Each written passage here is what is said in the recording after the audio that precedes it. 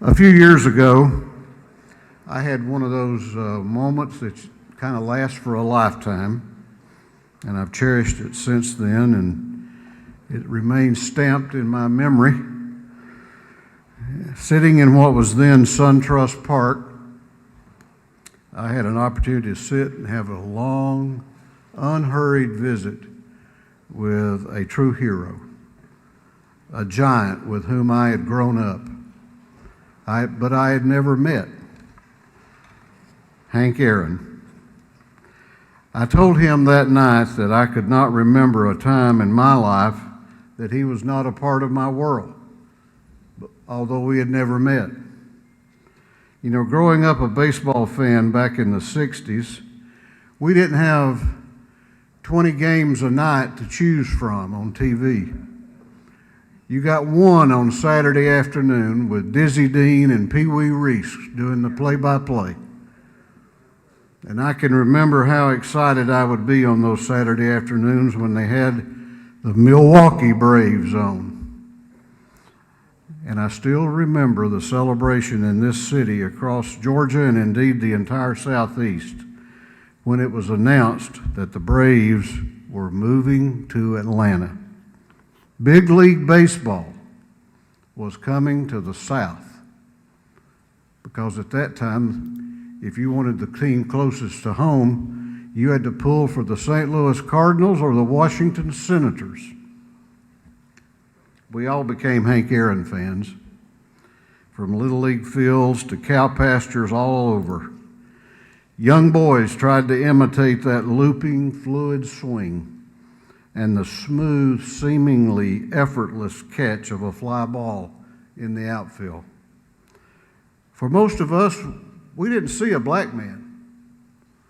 We saw a ball player, a baseball great who was quietly becoming a legend. And he was a legend who played for the Atlanta Braves, not the New York Yankees, not the Los Angeles Dodgers, and not the Chicago Cubs, but Hank Aaron was ours. Most of us were oblivious to the struggles of Hank Aaron on the road to becoming a superstar until later. We were not aware of the hate mail, the catcalls, and the various other forms of hostility which were heaped upon this man. But we saw a man of quiet dignity and a goodness that caused him to suffer in silence. Hank Aaron will be defined by April 8, 1974, when he made baseball and sports history in an iconic moment. But he will also be defined as a sports star who quietly gave back to his community and who demonstrated that grace and dignity mattered. And a man who just 2 weeks before his death was doing something as simple and heroic as advocating for people to take the COVID vaccination. He was a legend, and he was ours. But through it all, he was a ball player. I know that Chairman Smyrie wants to be heard, and I think the chair is going to recognize him next, and we'll have a little treat after his remarks. But I think it would be appropriate, Madam Speaker, for us to reflect in a moment of silence on this life.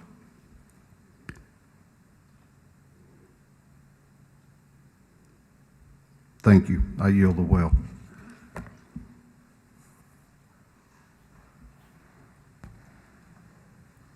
Chair recognizes the Dean of the House, Representative Smyrie, for morning order. Good morning, Mr. Speaker and members of the House.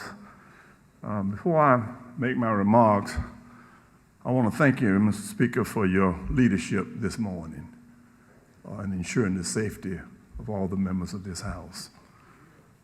You know, the Speaker alluded to this, but Hank Aaron died from natural causes, and I was with him when we took the COVID-19 vaccination together.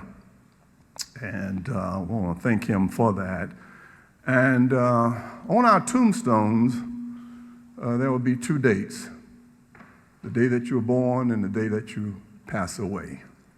It's not your birthday, which we celebrate, nor your passing date, which we mourn, that matters on your tombstone. What matters on your tombstone is what did you do with the dash? What would your dash say? Hank Aaron Dash will say, yes, he was a Hall of Famer. Yes, he received the Stan Musial Lifetime Award. Yes, he was a successful business person. But I think the person that I know, his dash will say that he was a giving person, that he was a compassionate person, that he did not waver in his love for his family, in his community, in his state, and his nation. So I join Speaker Ralston and the other members that have signed the resolution on commending him for his life and saying to Billy Aaron, I talked to a family representative last night, and she says, thank you, Mr. Speaker, for this recognition this morning. When I texted the Speaker over the weekend and told him how I felt about this, and he knew that we all loved Hank Aaron, and I met Aaron about 30 years ago, but I sat in Fulton County Stadium on April. I was a young man running for public office in 1974, and I saw him hit 715 on April the 8th, 1974, in the upper, way up there, Al, in the upper. Needed binoculars to see him run around the bases. But to Billy Aaron and to the Aaron family, I want you to know that this house stands with you during this difficult time. And our prayer is that God hold you close to his heart, where he can feel and know your deepest loss, and then fill you with his deepest love. So, Mr. Speaker, thank you for this resolution, and on behalf of the Aaron family, we thank all of you all. Hank Aaron was a favorite son.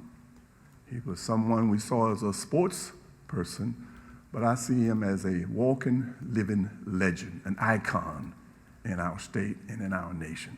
Thank you, Mr. Speaker, and I yield the will.